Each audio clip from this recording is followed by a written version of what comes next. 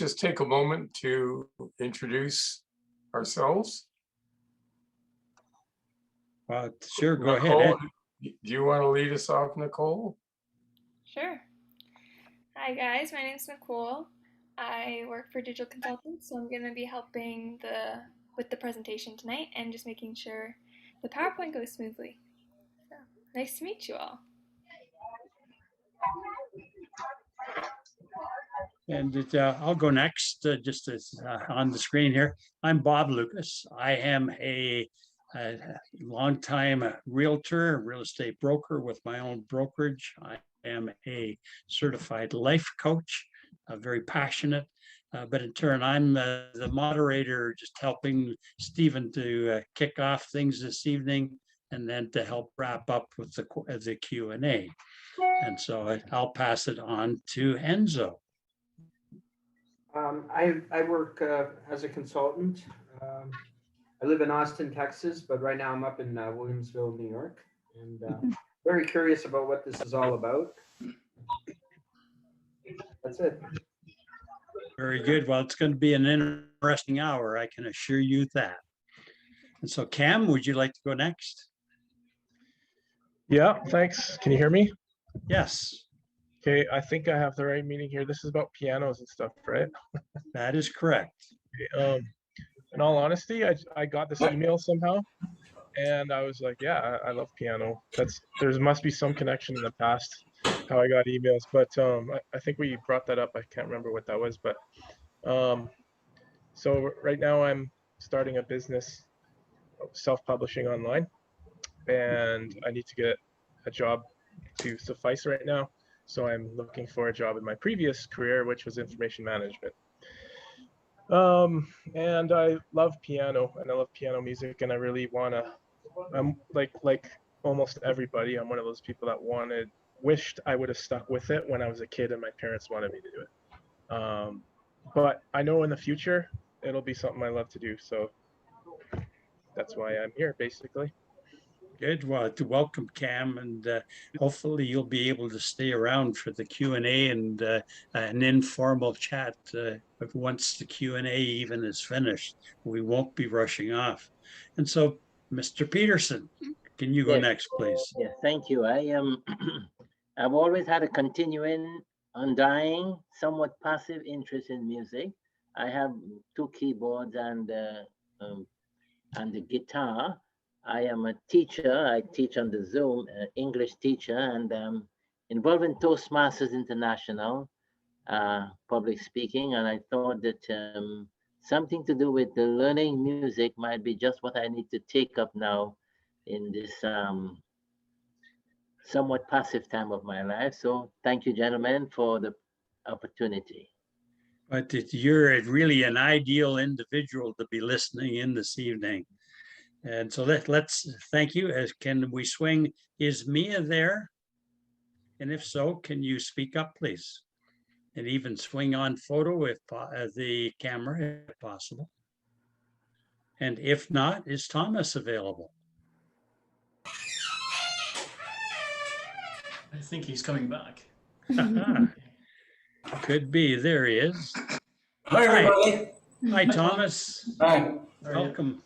Brief introduction of yourself, please. Well, I'm Tom Shettle, the piano teacher, and Steve has been, and I work with Steve, so he has known me for a long time. I'm also an organist and a music director at a church in Newmarket. And I'm living in Newmarket as well, by chance. Well, so. That's right. I'm an organist at St. Andrew's Presbyterian Church. Okay, very good, Tom. Yes, I have.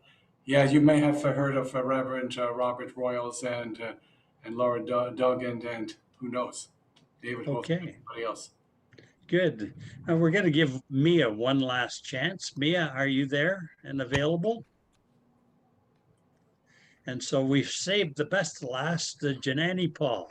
Go ahead. Hi, everyone. I'm Jen Paul. I work with Stephen. I partner with him to make sure that his informations are online effectively, and I work with Ben as well. Nicole and I are on the same team. And yeah, we're going to just make sure that the webinar goes effectively, and any technical problems you guys need, you can just message one of us, and we'll love to help you guys. Thank you. And I don't think we heard from Ben officially. So, Thank you. Ben? Yeah. I'm My sorry, name's, Ben. My name's Ben Robinson, live in Mississauga with two beautiful children, and with the Canadian Christian Directory, and I'm looking forward to hearing more about learning about music tonight. And I'll also add, knowing Ben as well as I do, that Ben has a lovely wife, Allison. And Allison, that's right. So as Stephen's coming back, I'm going to do an official welcome. Very glad that you're here and ready to listen in and to participate. And with that, the focus of tonight's topic on this webinar is talent can be taught. And our host for the evening that is going to be doing the speaking, providing you with good, solid, quality information. Nicole, are you going on muting people, please? Okay. And so with that, talent can be taught, and Stephen Riches is going to do that. But before we start, I want to just pass along a special thanks to Ben Robinson, who is the owner, publisher, coordinator, CEO, whatever. He wears many hats of the Canadian Christian Directory, currently in 10 different cities across Canada. With that, you're going to have a fun night. It's going to be an interesting hour. And Stephen is going to provide you with some entertaining information.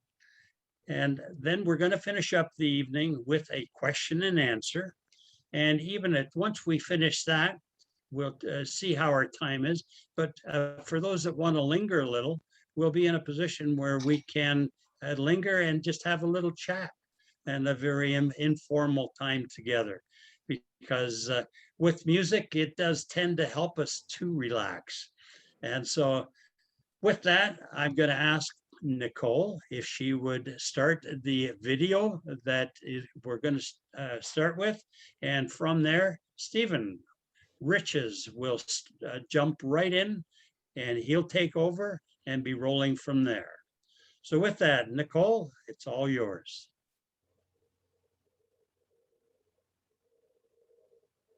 Author of Talent Can Be Taught, the book on creating music ability.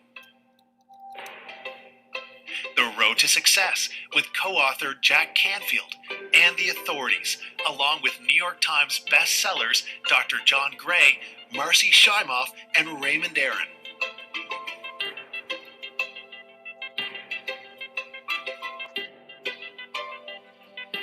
Stephen was the youngest recipient of Canada's Dr. Heinz Unger conducting competition in 1977.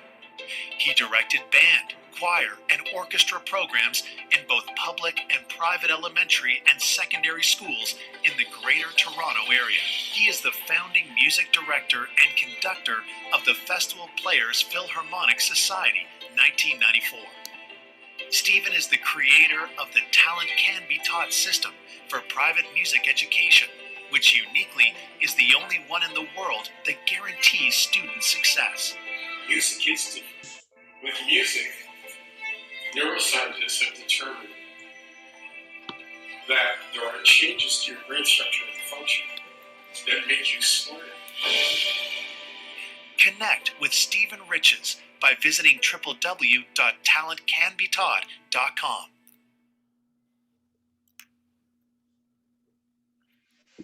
Well, thank you. Hello and welcome. And I'm going to try and pack this information into about 30 minutes so that we have some time for discussion and questions and so on. So I want this to be valuable for all of you. And so we're going to allow for those questions in about 30 minutes time. Before we begin, I want to both introduce myself and this topic by saying that I encourage you to ask me about any of the claims that I make. As a matter of integrity, I'm pleased to validate any and all claims during the course of this webinar regarding the private music lessons I offer and the system that I've developed and the guarantees that I make. I know that discerning the truth is important for everyone because in today's society, many claims are made that are designed to promote special interests. And rarely are these claims entirely true. Some of these claims are called advertisements. Hence, unfortunately, systemic deceit has become a normal daily occurrence and isn't always easily recognized. Although I have to tell you about a phone call I had today. I get it quite frequently, and it comes from a pirated phone number suggesting that my social insurance number has been compromised and I need to provide personal information to avoid going to jail. Not exactly too subtle. I don't know how many of you have had that call. But even courts of law have contributed to the spread of deception by legitimizing the use of words that misrepresent the truth. For example, claims that a particular company's running shoes help you to jump higher doesn't actually have to be true because the word helps is called a weasel word, or in other words, a word that allows you to weasel out of any responsibility for fulfilling the claim you make. This has been held up in courts of law. In short, any guarantee that uses the word helps is meaningless. You could actually claim that it helps you jump buildings with a single bound, because you can say anything at all after the word helps with no responsibility for it to be true. So the claim becomes only a meaningless marketing slogan. As someone who wants to advertise the great things that I have to offer, this of course bothers me. And making matters worse, it has been established by courts that if you say your product is the best, you don't have to back it up, regardless of whether or not it is identical to products of other manufacturers or service providers who may even be making the same claim for their own product. But if you dare to say your product is better than another, you might come under attack, even if the better aspects of your product are obvious to anyone and are easily proven. You could be convicted of making a false claim. So if you say your product is the best, you can get away with it, even if a competitor can actually prove that theirs is better. It's all very confusing. So what this tells us is we have to kind of relearn the comparative degrees. They're now really good, best, and better. Of course, that's not because it's true. It's only because it's the law. I've got to take this one step further. If you say you were cured from a disease because you stopped taking a toxic poison that was causing you health issues, you could be fined or even imprisoned because governments have passed laws that say that only a drug can cure a disease. And breaking this law by saying that you were cured by some other means is punishable by up to $10,000 fine and 10 years in jail. It isn't a true statement about drugs, of course, but it is the law. And many have paid, and some are continuing to pay the price for daring to tell the truth. Laughably, this all reminds me of a great ad that I heard many years ago for a radio station that had created a catchy jingle using their call letters. I only heard it once, yet I can almost remember even the jingle. And this must have been 20 years ago. As I recall, it went, we're the greatest radio station, we're the second greatest radio station in the world. We must be, because all the other radio stations are number one. CJOK, number two. I made up those call letters. I can't remember what the station was, but I've remembered that for more than 20 years and I only heard it once. Anyways, you get the idea. So we all need to have ways to analyze the messages we hear in order to discern whether or not they're truthful. And in my role as a business owner, I personally want to ensure that I speak the truth as clearly as possible. So to summarize, here are 3 strategies that have worked well for me. Strategy number 1, be from Missouri. Missouri is known as the show me state. Seek and expect to receive credible evidence to support the claims that are being made. And I add, including mine. Second, follow the money. Know that money is so frequently the primary motivator for human behavior that finding out who benefits financially often leads to discovering the truth. And third rule of thumb, know the person you're dealing with. By their deeds you will know them is a Bible verse that teaches the character of a person, or in other words, understanding who people really are can be determined from their actions. We've heard it said perhaps that talk is cheap and that actions speak louder than words, and these express the same sentiments. So I invite you to apply these 3 principles to what you hear about Talent Canada Music Academy today. And I want you to know that as a Christian business owner, I am interested in treating my clients as I would want to be treated myself, which is one of the core principles taught in the Bible. And so with this in mind, here are 3 more principles that I personally follow. I avoid weasel words, like helps. I feel guilty every time I accidentally type the word helps and I back up and take it out because I don't want to use anything that is not clearly true. And I don't say anything that I don't actually mean and I'm not totally prepared to support. The second point I live by is going the extra mile. It's based on a story from the Bible, and I'm committed to not simply fulfilling the minimum requirement, but even more than I promise. And finally, which I want you to challenge me to, validating my claims. I'm pleased to be able to provide evidence showing that the amazing accomplishments relate to everything that sets Talent Canada apart from all other studios is completely true. So as we get started this evening in this webinar, I want you to know that I'm going to make some amazing claims.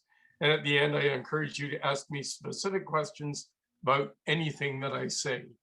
I am both honored and excited to be able to share the unique features of the system that we've created that enable me to say without any reservation that our system guarantees your success.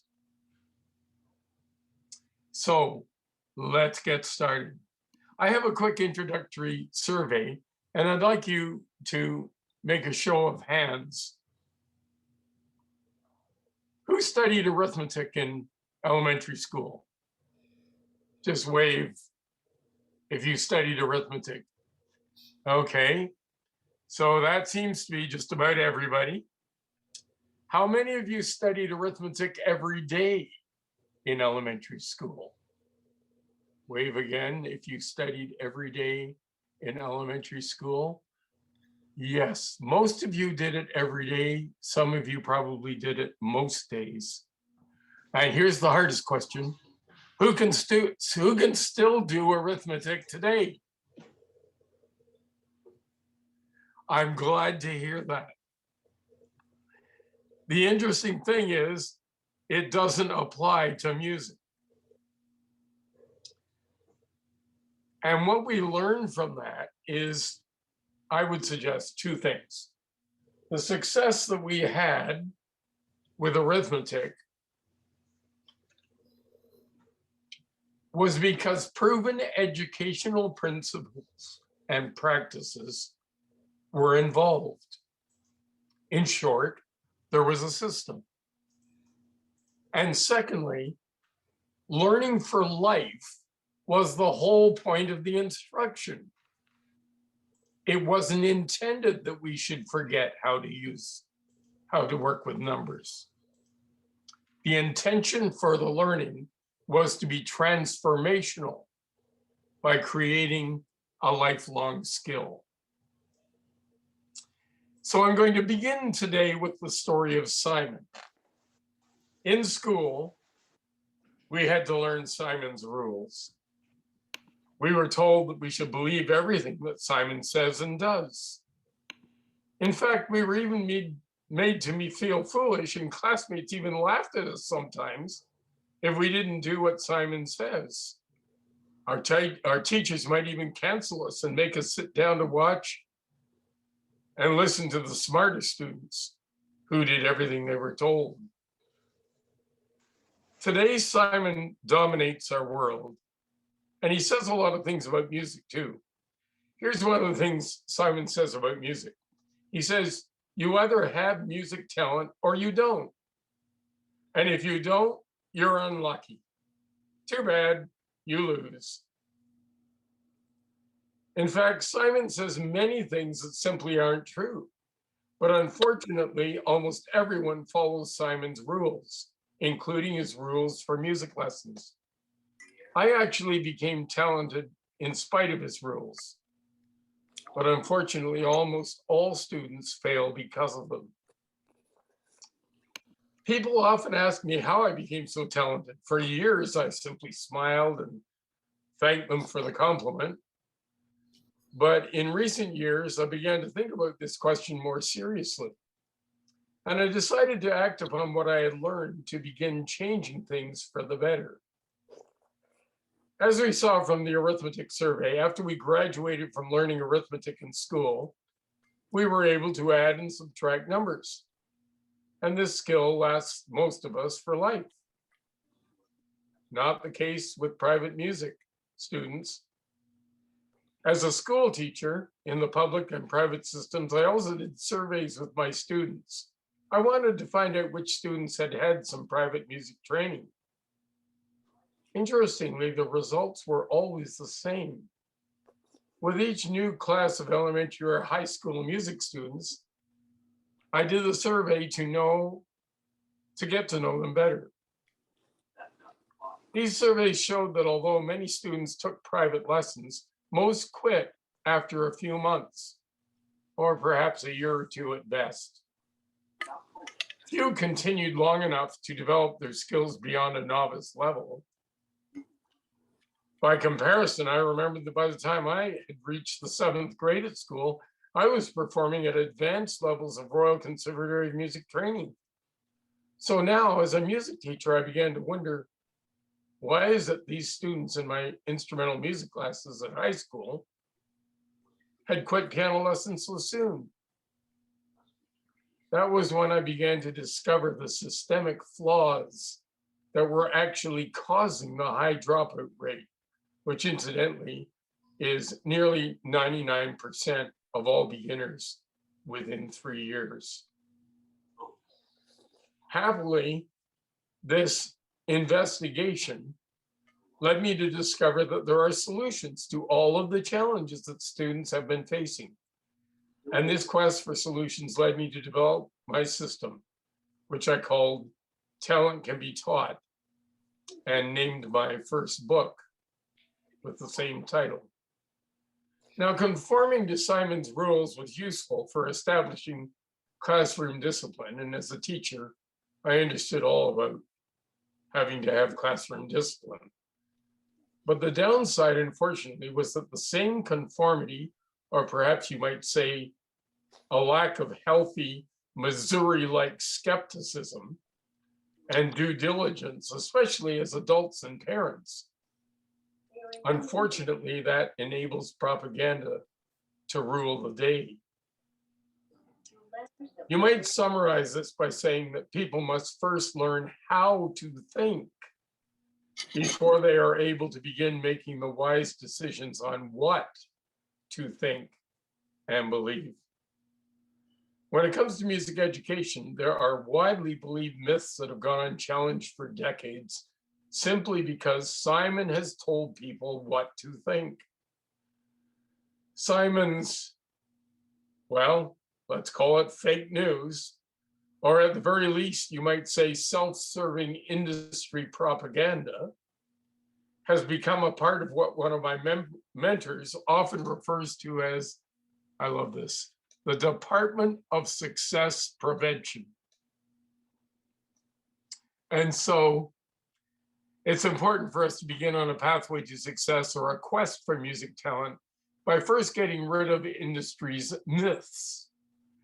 And the first myth that we're going to debunk was actually created for the sole purpose of absolving teachers from all responsibility for student learning, at least when it came to private music lessons. This first myth is actually exposed by celebrity actor and singer Harry Connick Jr. in this brief but great lesson. Let's have a look. If you've looked at a piano keyboard in the past and you've been intimidated, I'm going to fix that for you right now. I'm going to count 12 notes. That's all the notes on the piano. There's a myth floating around that if you're not born with a musical talent, it can be impossible or at least super hard. That's not true. It's so easy, you won't even believe it. What I like. Thank you, Harry. He's absolutely correct. And that's because the whole point of music training in the first place is to actually build music aptitude. Having developed pre-existing aptitude before starting lessons may be ideal or advantageous, but it's not essential. And developing aptitude should be the teacher's responsibility. But avoiding responsibility was the purpose of creating that myth. The word talent is actually just a synonym for the word skill. And we probably all know that skills in anything can be both taught and learned. Later on, I'm going to share some proven principles and practices that actually guarantee student success. And yes, as Harry said, it is so easy. It's unbelievable. But before we go further, we need to ask, why is music training important anyway? I suggest that there are several valuable reasons for studying music. The first is that all students have an opportunity to add important information to their high school transcripts and resumes. High schools offer credits for Royal Conservatory of Music Certificates of Achievement. In addition, students who develop skills to a very high standard have the opportunity to receive special recognition and awards from the Royal Conservatory of Music. High school age students can also earn credits for community service hours. And so advanced music students may also earn their community service volunteer hours by participating in educational related activities, such as, for example, coaching beginners. Special awards can also be earned by participating with excellence in music festivals. Often these are organized by service groups such as the Kiwanis, the Rotary Club, the Lions Clubs in many communities.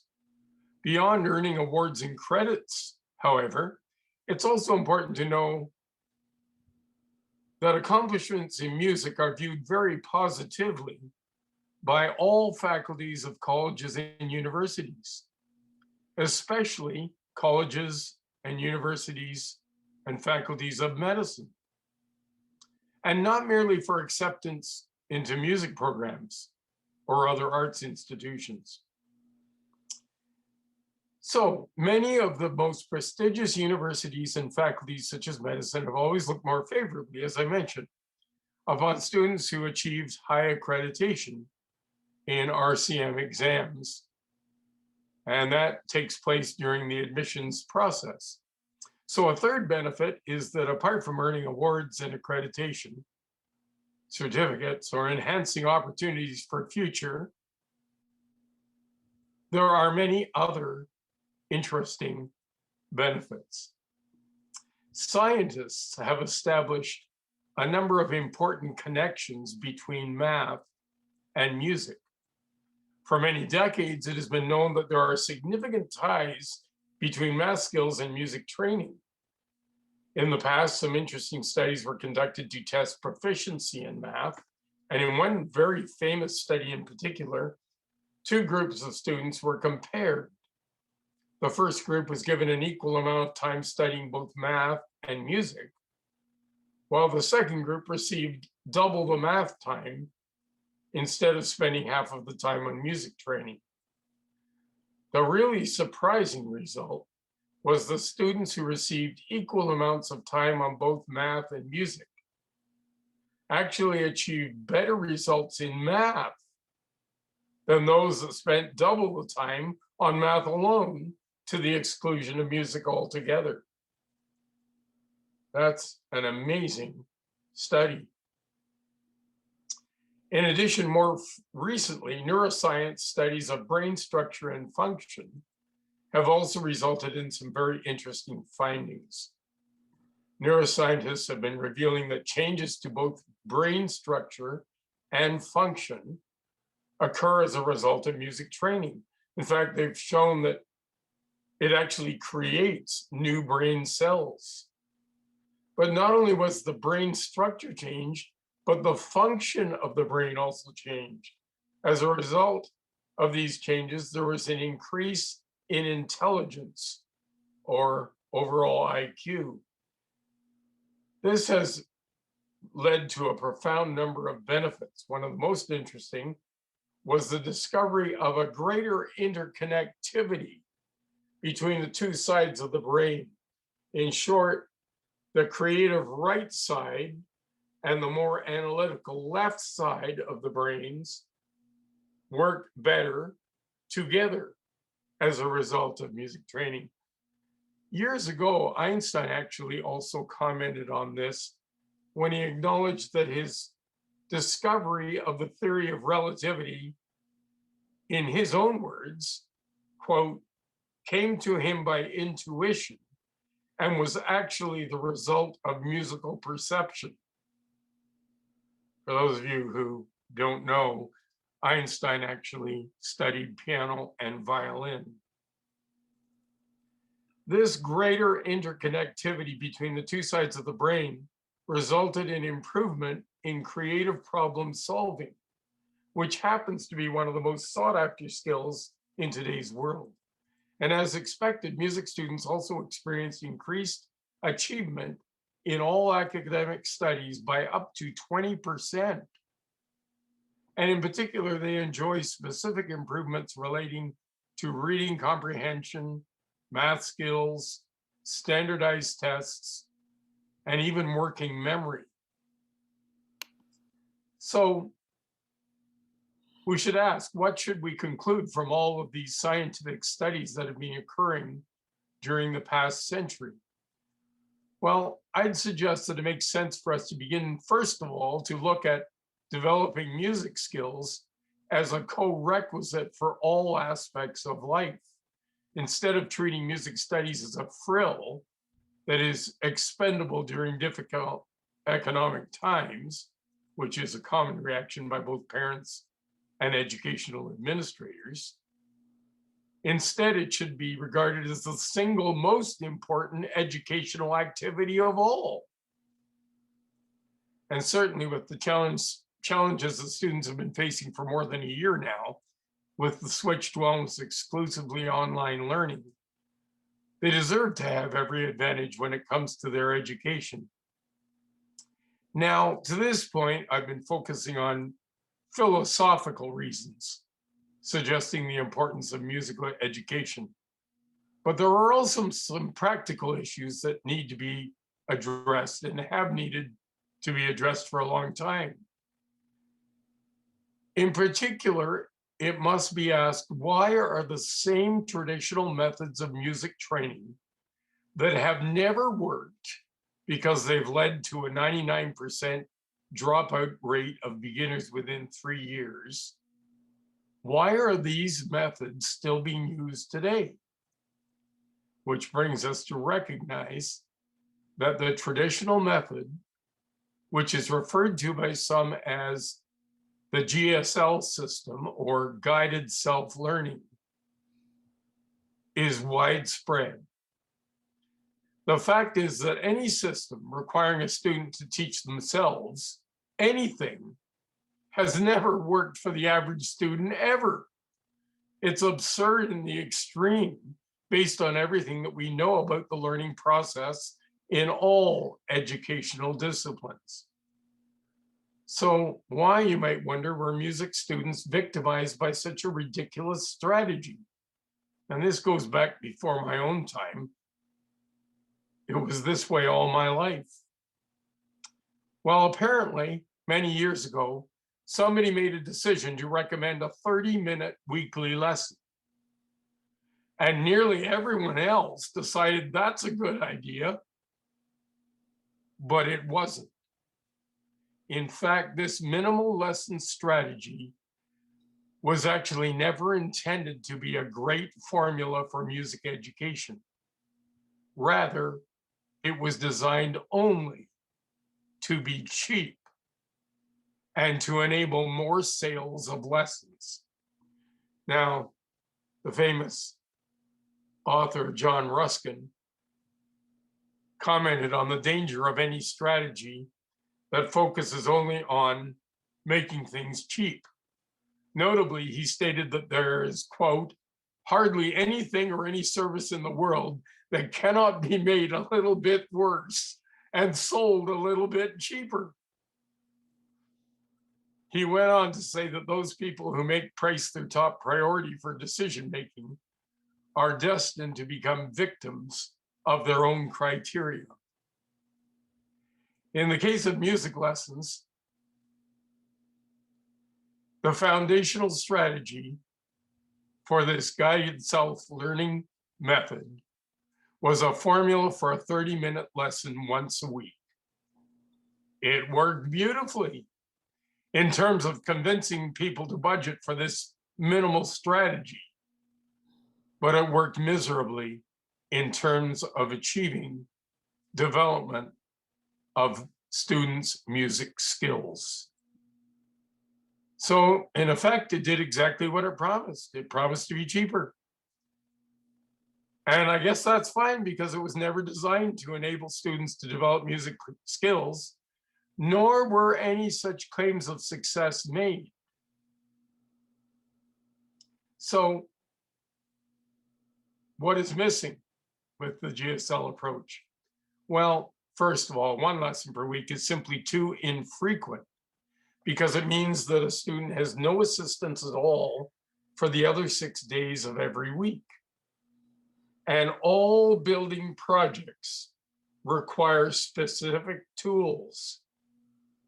And beginners simply don't have the tools to teach themselves. 30 minutes of weekly training, secondly, is insufficient in terms of total teaching time, learning time, for successful achievement in any subject that requires ongoing growth and development of skills.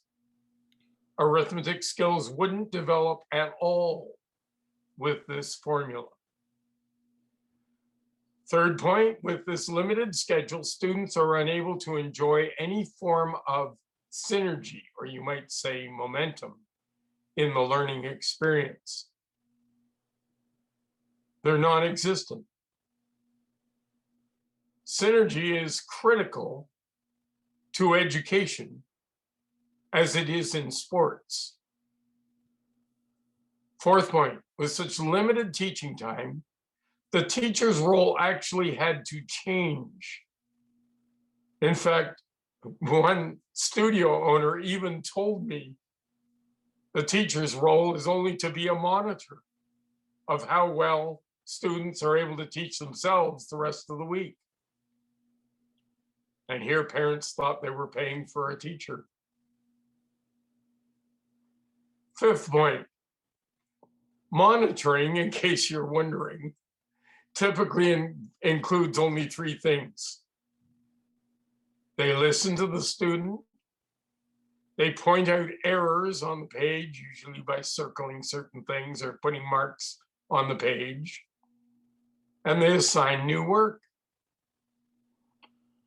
That may sound familiar to any of you who have ever had lessons. In fact, there is very little time for any actual teaching. Point number 6. Instead of focusing on developing lifetime skills, teachers shifted their focus to trying to prepare students for exams in order to get certificates. So when they do that, the cart is before the horse. The first priority should be skills, and the second priority to get certificates that validate those skills. 7th point, in the course of monitoring progress, much critical training had to be skipped due to lack of time. And this has resulted in the creation of serious learning gaps. Small wonder that almost all students give up. The learning gaps are so serious, they soon can't handle anything they're looking at. Point number 8, there are 2 critical skills that are needed to develop music talent. Those skills are the ability to read music notation and the ability to play by ear. Most beginners, by very definition of what it is to be a beginner, lack both of these skills. So they're totally unequipped to even begin teaching themselves. Well, that's quite a litany of problems. To summarize, the process of implementing GSL meant that it was necessary to abandon all of the strategies for music training that have long been known to be successful. In the end, it must be acknowledged that nobody has ever thrived because of GSL. And only a very small percentage of all beginners have ever managed to even survive it. Now, I'm one of those survivors. And I survived, and other teachers survived because we happen to be among the 1% of all beginners who were fortunate enough to have had enough additional music exposure and outside support to be able to overcome all of the learning gaps. Among these support systems were things like additional training. I studied in high school, I studied band as well. My piano studies helped band. My band studies helped piano. Exposure to great music and opportunities to sing at church, at school, and sometimes in other situations.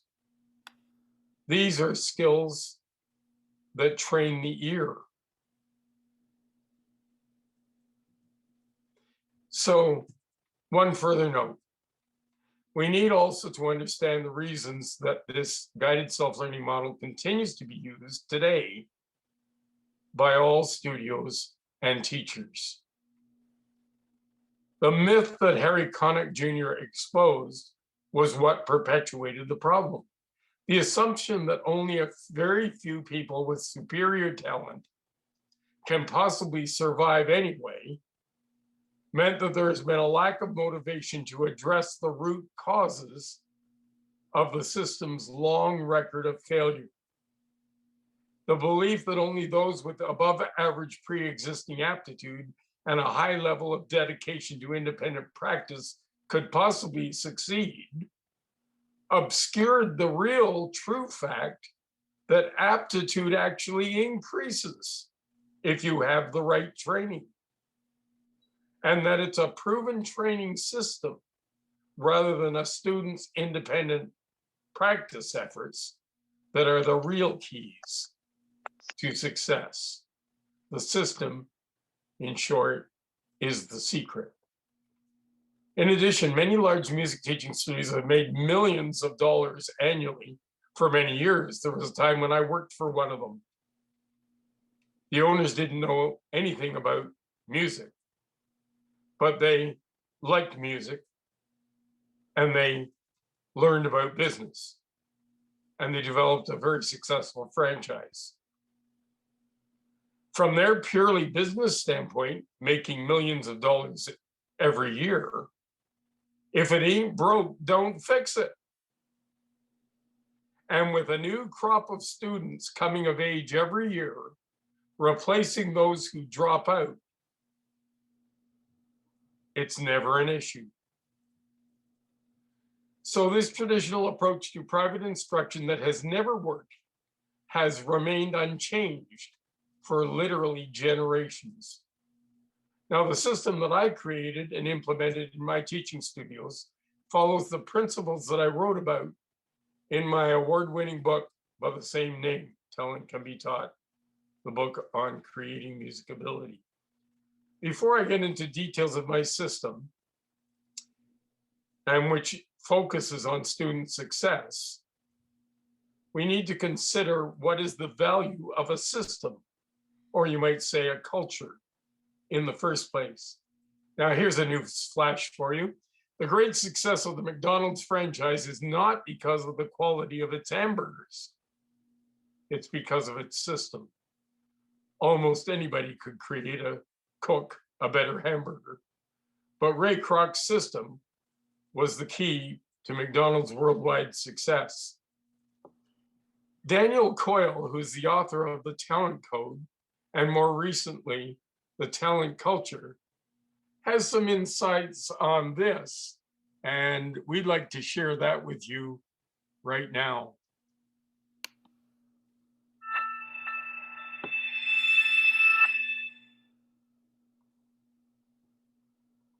We're all part of groups in our lives, teams at work, families at home. Have you ever wondered why some groups have great chemistry and others don't? Why some perform really well and others just can't? I know I have. My name's Dan Coyle. I'm the author of The Culture Code. And when I was a kid growing up in Alaska, I was obsessed with two questions. One, how do I get really, really good at baseball? And number two, how do I get to play shortstop for the St. Louis Cardinals? Because the Cardinals, to me, were the ultimate team. They were the ultimate organization. They won 11 championships. They had an aura. They had a magic. I did not become shortstop for the St. Louis Cardinals. Instead, I became a writer. Still obsessed with this question of talent. I was researching and writing books about human performance. I married a Cleveland girl, and 6 years ago, found myself living close to the team that was the perfect opposite of the Cardinals. The Indians last won a World Series in the Truman administration. But then something kind of surprising happened. My phone rang, and the Indians were interested in bringing in some new ideas. One thing led to another, and I took a part-time job as an advisor. And then something really surprising happened. Cleveland got better. Better cohesion, better trust, better performance. The budget didn't change. The culture changed. Leaders made small decisions that had a big impact on that culture. And for the last 5 years, the Indians have the best record in the American League, even better than the Cardinals. We went to the World Series. Last year, we broke a 100-year-old record for consecutive wins. And all in all, it's been like watching a rocket take off. And I had this front row seat. That experience set me on a journey built on a really simple question. How? We know that culture is by far the most important thing you do as a leader. And it all comes down to this simple question. How do you unlock the potential of your culture? You face this question every day, in every meeting, when you send an email, when someone has their first day, when there's any tension at work. How do you craft and support good teams? And how do you build your skill at being a cultural leader? I spent the last 4 years going inside many of the best performing cultures on the planet.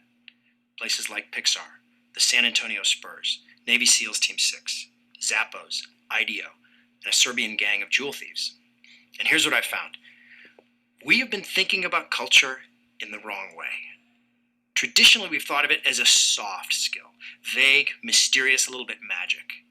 But that's not really how things work. Beneath the surface, there is a deep grammar of human cohesion.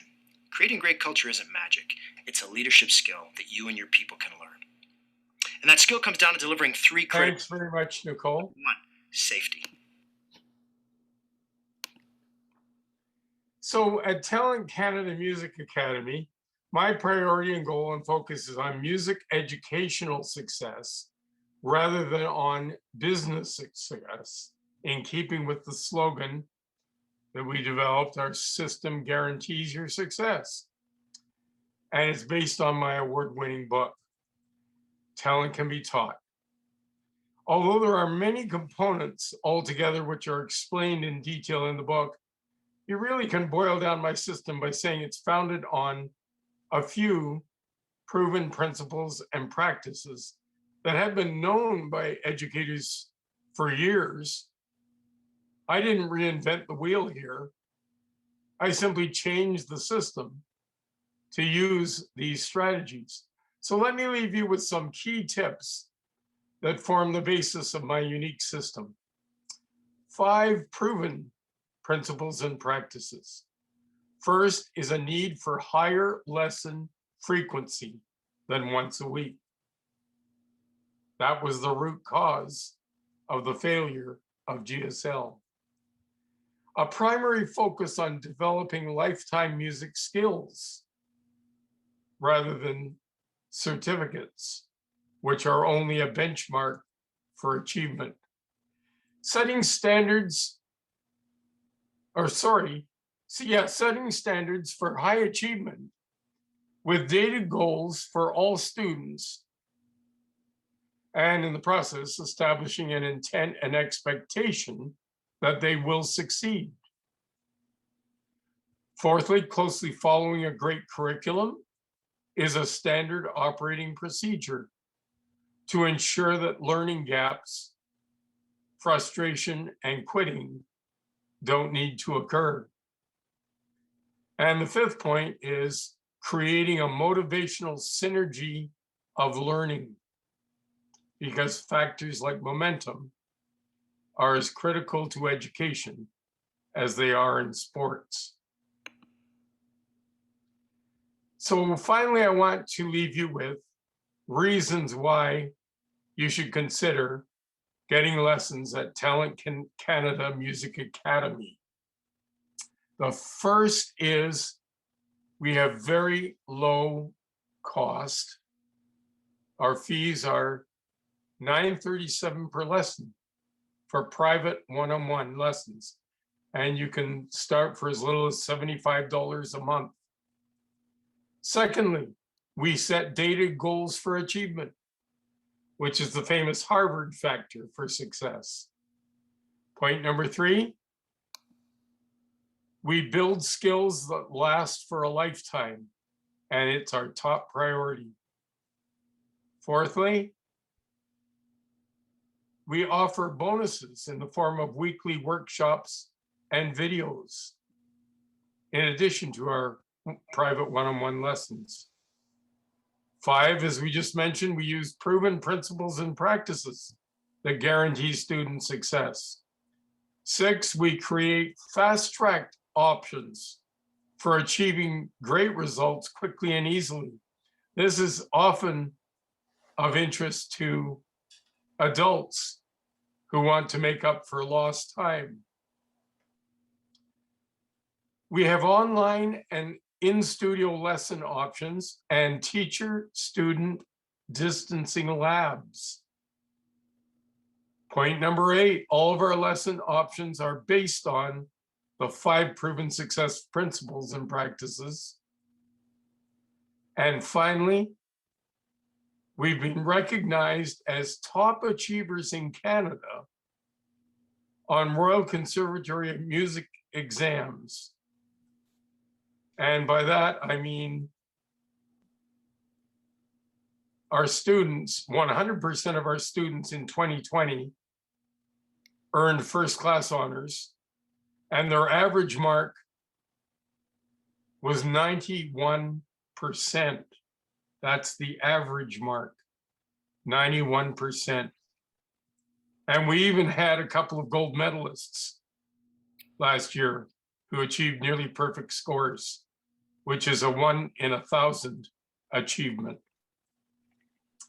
So I would welcome your questions about any of these things. And here to help with that is Bob, once again.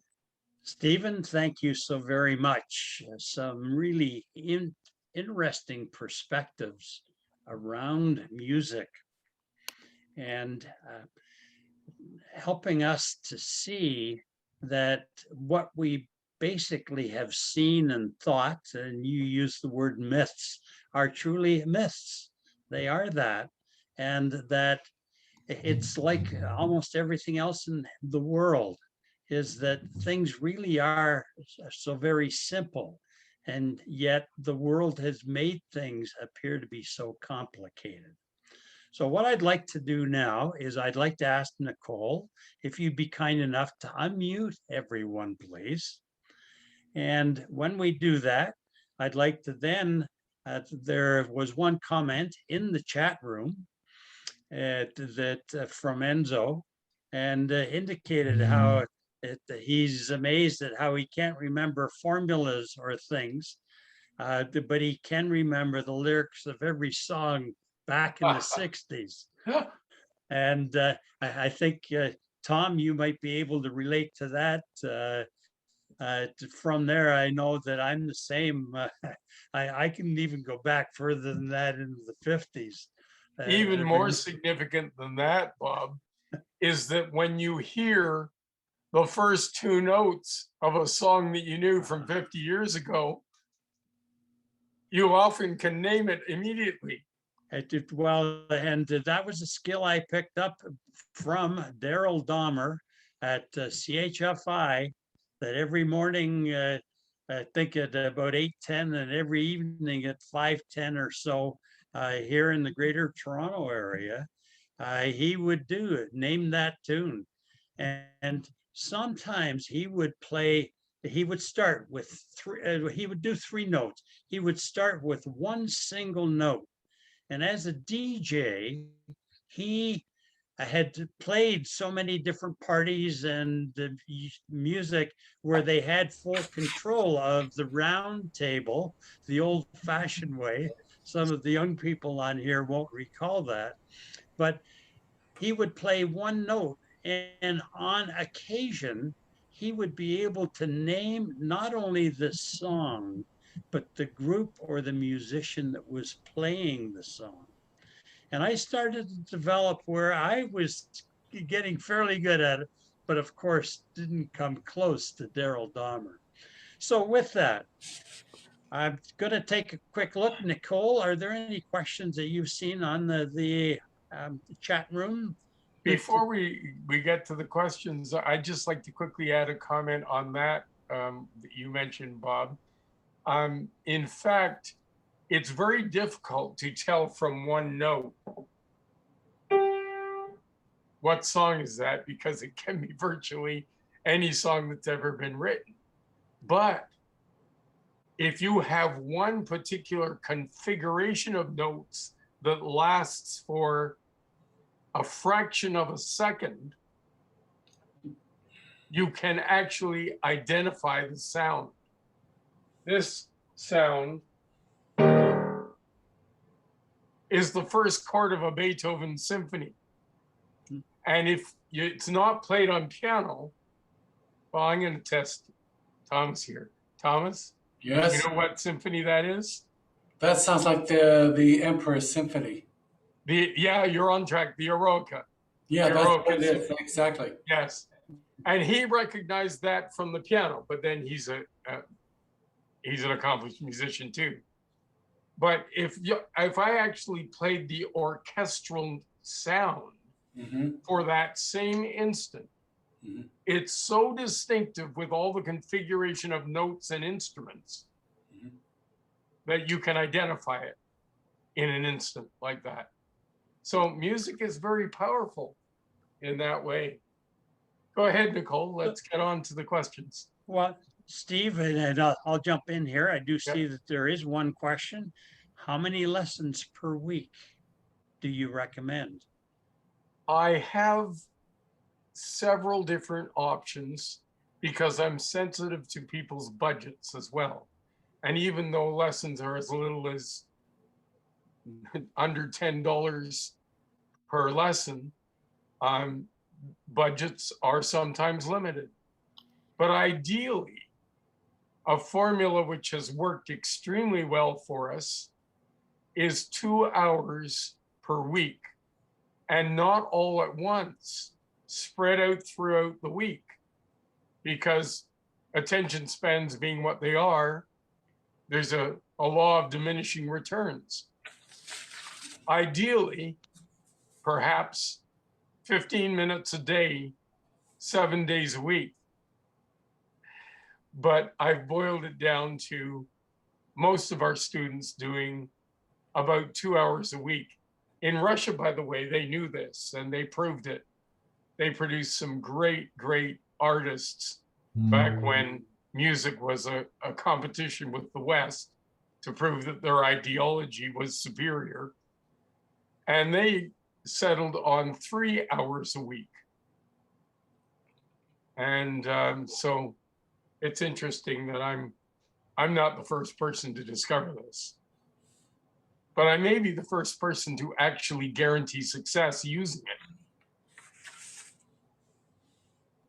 Okay, Stephen and Nicole, actually what I think I'll do is just invite everyone.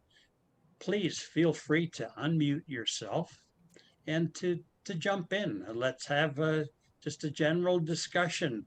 And I made a couple of notes in the chat room indicating that my brother Paul, at age 50, chose to start playing the piano.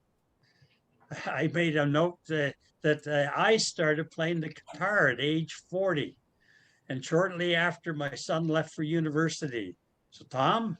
Okay, check out because I have a student to look after online.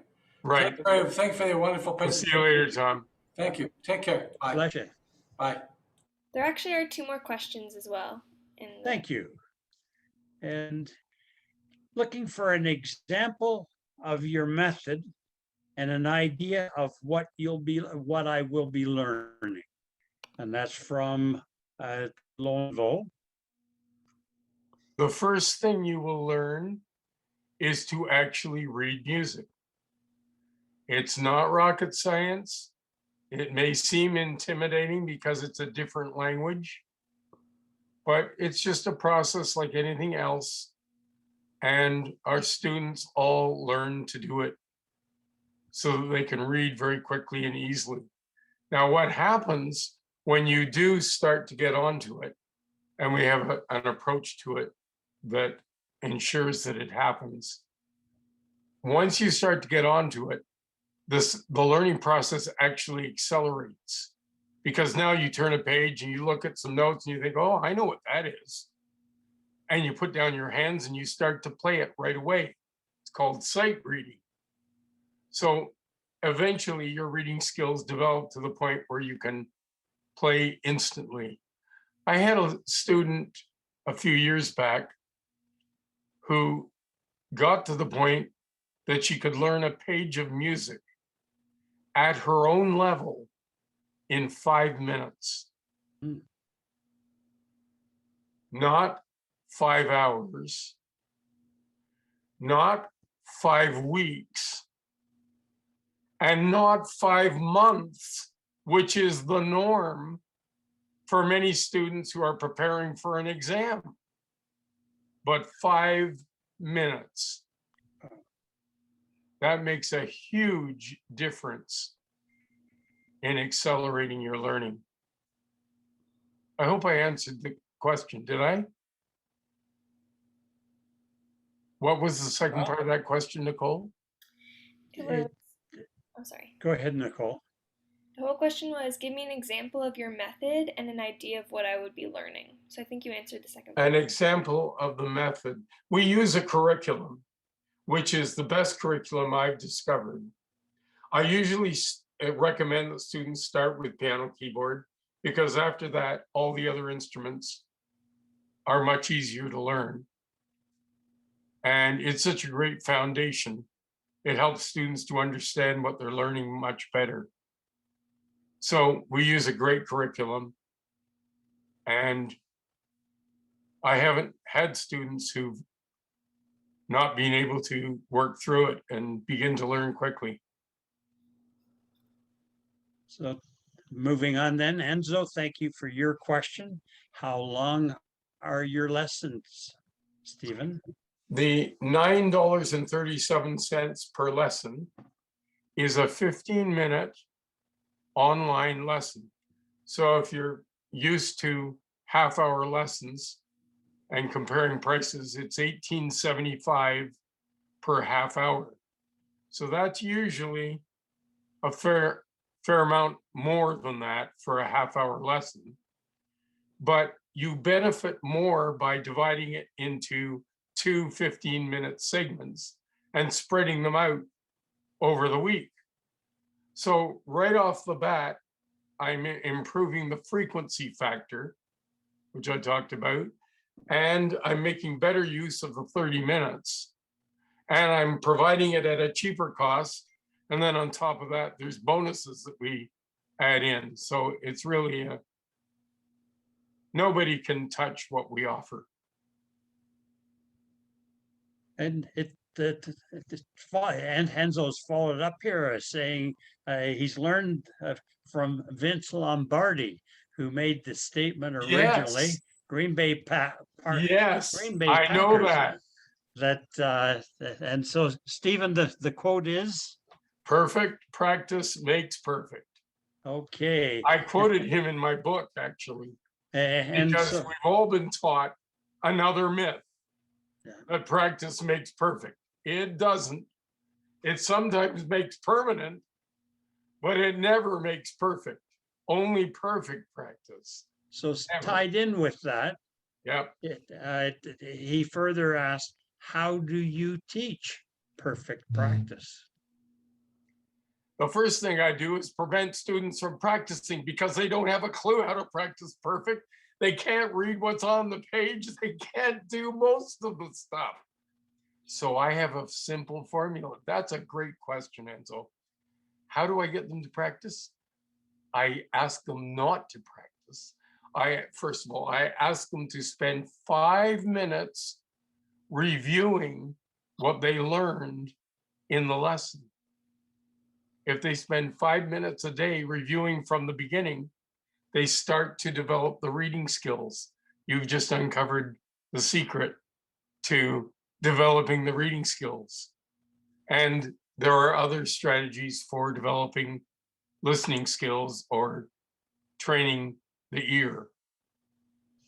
But yeah, that's it. Great question. Now, another very practical question. Do you teach guitar? The focus was on piano there, but do you teach guitar? I have had teachers who taught guitar in past. We all shut down in the middle of March 2020. And as I looked for ways of helping students, I embarked on this online thing.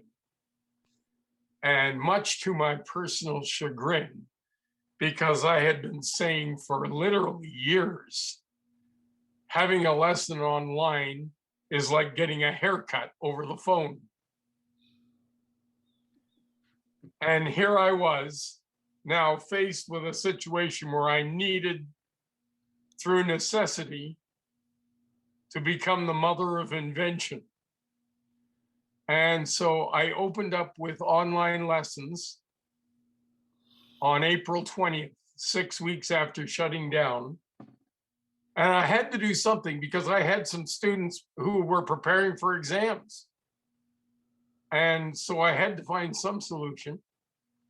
And over the course of a number of months, I discovered how to make things work.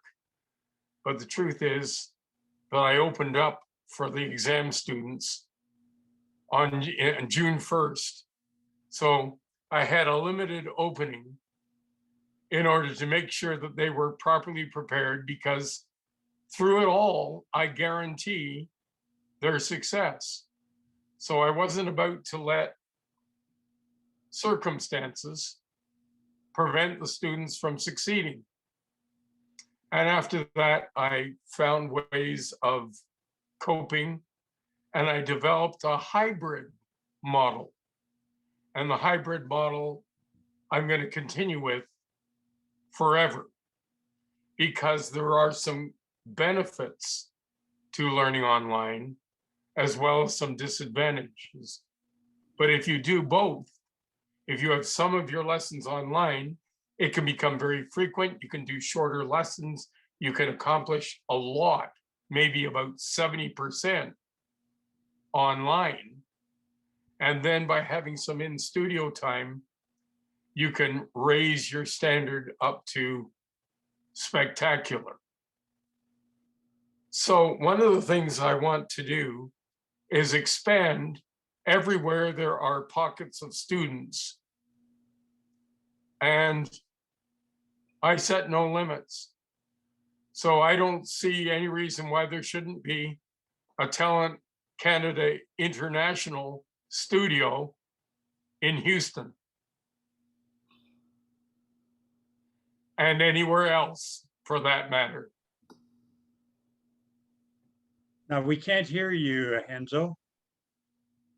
You don't seem to be on mute. And while you're testing that, Nicole, can you post Stephen's contact information in the chat room, please? Yeah, for sure. I should also add for those who are thinking about guitar, you will gain a lot from learning piano keyboard, and you will be able to apply that to guitar. Now, I taught myself guitar when I was more advanced, although I confess I didn't stick with it when I discovered that you had to build calluses and it was painful. I became less interested and picked up things that didn't hurt my fingers. But I learned the basics. I learned some of the chords, and I understand how the instrument works. Okay, very good, Stephen. We're going to take just one or two more questions before we wrap up. A very simple, practical one from Luan is, how long is your course? Great question. I mentioned fast tracks. And this, I've got to tell you this story. It was inspired. My wife was helping me with working on the front desk in the studio. And she had a visitor while I was teaching. And while some of her other teachers were actually teaching, she was in the main foyer, or foyer, I guess, as you say in the States. This person said, will I be able to learn in a month? And the person was planning on taking 4 lessons, 4 half-hour lessons once a week for a month. I wondered if they'd be able to learn. And my wife tried to let them down gently by saying, well, no, it will take a little bit longer than that. And when my wife told me the story after I was finished teaching, I said, well, actually, you should have said, it depends on how many hours of lessons you take during the month. And so with that in mind, I've created a formula that allows somebody who has only a month to get to a substantial level of achievement in 4 weeks. Now, it means that instead of doing their job, they're on a month's vacation, presumably, and they decide to do a fast track for 4 weeks and study just about every day. And you can do it with about 128 hours of instruction. By doing it, I'm saying that you can get up to a level where you can play like this.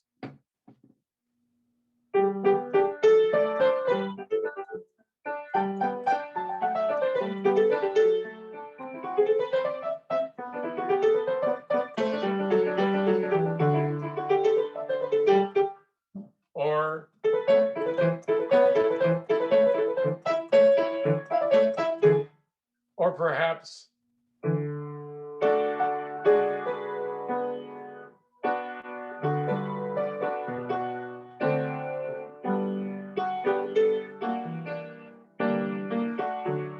now I'm playing that by ear. But my point is,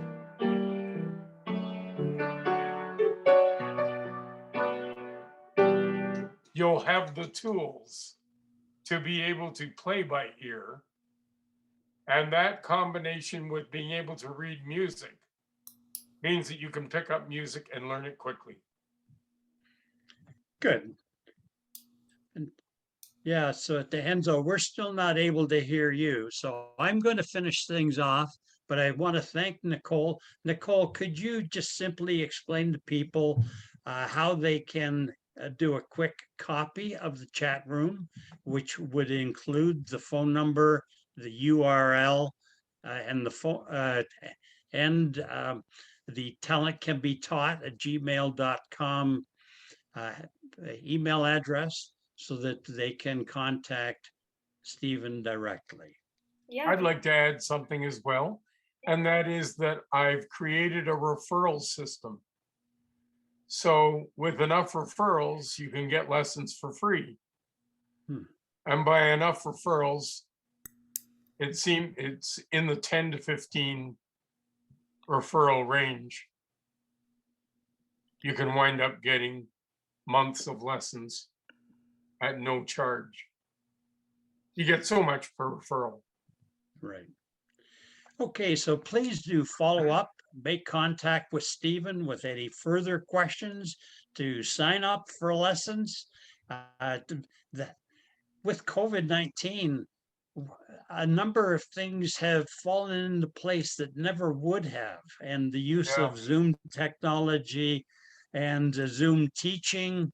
And of course, there are other products like Skype, FaceTime, WhatsApp, et cetera, et cetera. So on behalf of Stephen Riches, Ben Robinson, and the Canadian Christian Directory, we want to thank you so very much for your attending this evening, for your listening in, for your learning, and hopefully for your future interest and follow-up.